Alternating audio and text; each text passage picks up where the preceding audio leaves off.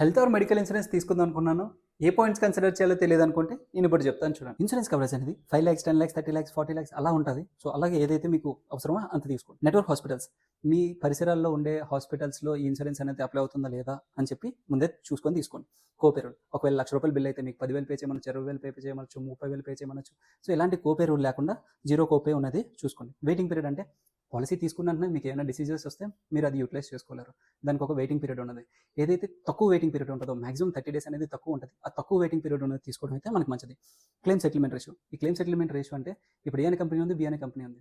ఏ అనే కంపెనీ 99% ఉంది, బి అనే కంపెనీకి 90% ఉంటే ఏదైతే 99% ఏ అనే కంపెనీ ఉందో అలాంటి కంపెనీ సెలెక్ట్ చేసుకోవడం మంచిది.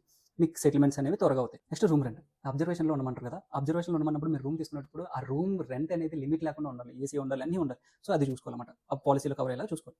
ప్రీ అండ్ పోస్ట్ హాస్పిటలైజేషన్, ఏదైతే మీకు ట్రీట్మెంట్ జరగబోయే ముందు కొన్ని టెస్టులు చేస్తారు, మెడిసిన్స్ ఇస్తారు. తర్వాత పోస్ట్ హాస్పిటలైజేషన్ అంటే డిశ్చార్జ్ అవుతుంది కదా. డిశ్చార్జ్ అయిన తర్వాత మీకు కొన్ని మాతలు రాసిస్తారు, లేకపోతే టెస్టులు కూడా రాస్తారన్నమాట. సో, అది ప్రీ అయితే 60 రోజులకి, పోస్ట్ అయితే 180 డేస్ వరకు ఇది కవర్ అవుతుందన్నమాట. రిజిస్టోరేషన్ అంటే ఈ పాలసీ 10 లక్షలు అంటే 10 లక్షలకి 10 లక్షలు యూటిలైజ్ అయిపోయింది, మీకు ఇంకా అవసరం ఉంది. సో, ఇక్కడ ఏమంటే రిజిస్టోరేషన్ అనేది ఉంటుంది. మీరు ఎక్స్ట్రా డబ్బులు ఏం కట్టకుండా వాళ్ళే రిస్టోర్ చేస్తారు. సో, అలాంటి పాలసీ తీసుకోవడం మంచిది.